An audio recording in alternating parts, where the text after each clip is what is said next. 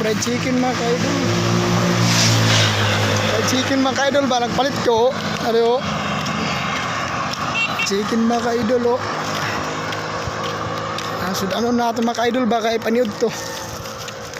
Fried chicken mga ka-idol oh. Ito lang kabuok yun. Oh. Manid to niya mga ka-idol kay lami ang panid to na fried chicken na busbog na dahil na tubig na ice ba. Sigap gyud na atong tirada na mga ka-idol. Sigap gyud si Lolo mga ka-idol, si Lolo. Ito si Lolo mga ka-idol, si Lolo to. Ang pangalan niya si Lolo. Si KJ. At tinod niya pahayan dag na Lolo.